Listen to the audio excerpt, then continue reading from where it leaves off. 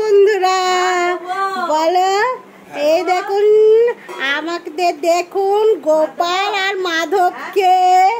এই যে আমরা দু ভাই, এই যে দাদু আমাদের হারগুলো এনে দিয়েছে, আমরা দু ভাই হার পরেছি। বলবেন আমাদের দু ভাইকে হার পরে কেমন লাগছে, ফুল দিয়ে সাজিয়ে। এই দেখুন, আর আমার পাপাকে দেখুন, আমার পাপা কি করছে। এই যে এইগুলো ছেলেন, এই যে এইগুলো আমাকে কেটে দিচ্ছে কালকে রান্না করার জন্য বন্ধুরা।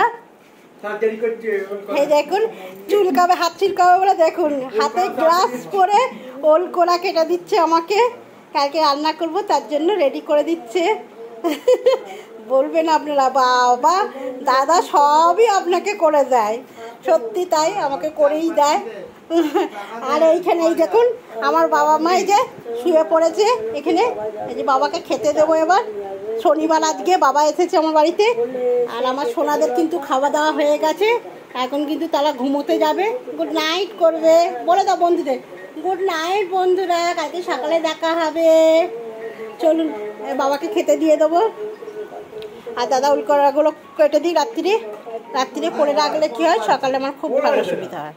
রাত্রে কি খাবে, ডালিয়া খাবে। এই যে সবজি দিয়ে, সব কিছু সবজি দিয়ে ডালিয়া করে দিয়েছি। ছেলে আর মা ডালিয়া খাবে, আর আপনাদের দাদা কি খায় সেটাও আপনাদের দেখাবো। চলুন। আর মায়ের পাশে দেখুন ব্যাগ এক গাদা হয়েছে, ওই বাবার বাড়ি যাবে কালকে, তাই ব্যাগগুলো সব রেখে আসবে, তার জন্য ডালিয়া করে দিয়েছি। বলো ডালিয়া খাবো, তাই ডালিয়া খাচ্ছে। চলুন খেয়ে নিই মা ডালিয়াটা, ছেলেও খাবে ডালিয়া। কী হয়েছে ভালো হয়েছে ডালিয়াটা খেতে? নুন হয়েছে।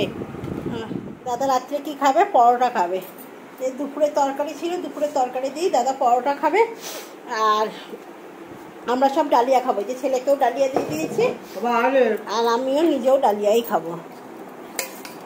ঠান্ডাও লেগেছে, আর একটু গরম গরম ডালিয়াটা বেশ ভালো লাগবে খেতে এরকম করে। আর দাদা তো প্রতিদিন রাতে রুটি খায়, আজকে দাদার ইচ্ছা হয়েছে একটুখানি পরোটা খাওয়ার জন্য, তার জন্য পরোটা খাচ্ছে। সন্ধ্যে রাতের ব্লগটা যদি আপনাদের ভালো লাগে তাহলে একটা লাইক শেয়ার কমেন্ট করবেন, পাশে থাকবেন বন্ধুরা। চলুন খেতে বসে যাই, গুড নাইট।